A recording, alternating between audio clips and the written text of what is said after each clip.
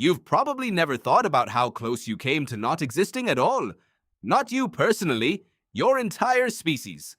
There was a stretch of time deep in the past when the number of humans alive on the whole planet may have dropped low enough that a single bad decade could have ended everything. No warning, no fallback plan.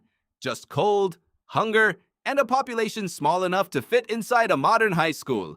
And yet, here you are, reading this, which means somehow, against odds that should have crushed you, your ancestors made it through. So why didn't humans go extinct during the Ice Age? Let's find out how close it actually was, and what got your ancestors through the worst winters this planet has ever thrown at anyone. Start with the scale of what you're dealing with. The most recent Ice Age wasn't a single event. It was a long, brutal stretch of fluctuating cold that lasted roughly 100,000 years, punctuated by glacial periods so severe that ice sheets miles thick buried huge portions of the northern hemisphere.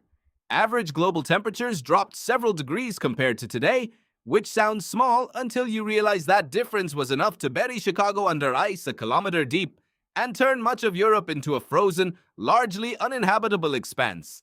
For a species without fur, thick enough to survive that cold, without claws, without the raw physical power of the predators sharing that frozen landscape, that should have been the end of the story.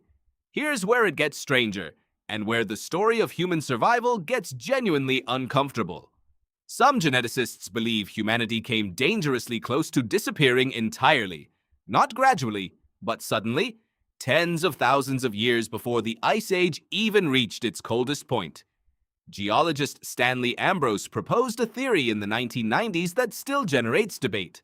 Around 74,000 years ago, the Toba supervolcano in what's now Indonesia erupted with a force almost impossible to fully picture, one of the largest volcanic events in the last 2 million years. Ambrose's hypothesis suggests the resulting ash cloud and volcanic winter may have devastated global climate for years afterward, crashing temperatures and destroying food sources across huge portions of the planet.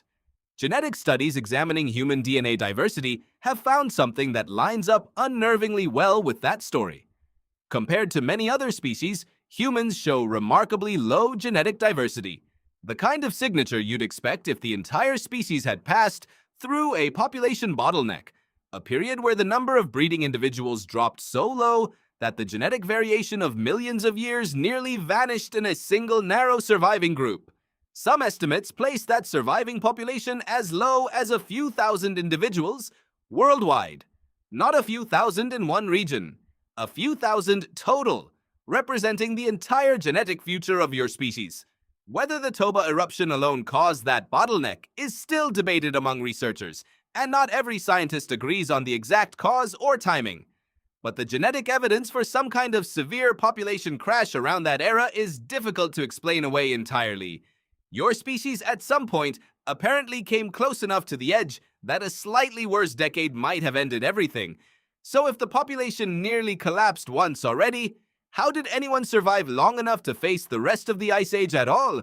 Part of the answer comes from where, exactly, people were standing when the world got cold. Archaeologist Curtis Marian has spent years excavating a site called Pinnacle Point on the southern coast of South Africa, and what he's found there suggests something crucial about where the human story barely continued.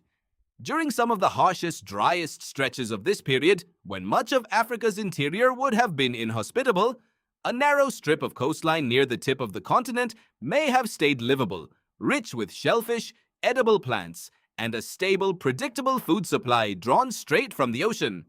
Marian's research suggests this small coastal refuge may have functioned as one of the few places on Earth where a shrinking human population could reliably survive, harvesting mussels and other shellfish from tidal rocks, generation after generation, while the interior of the continent became increasingly unlivable. If Marian's theory holds, you may owe your entire existence to a strip of rocky coastline barely wide enough to walk across, and to the people stubborn and resourceful enough to keep pulling food from those tide pools instead of giving up and moving inland towards starvation. That's not the image most people carry around when they picture surviving the Ice Age. No epic hunt, no dramatic showdown with a mammoth. Just people, day after day, cracking open shellfish on a cold beach, because that unglamorous, repetitive work happened to be exactly what kept the species alive. H.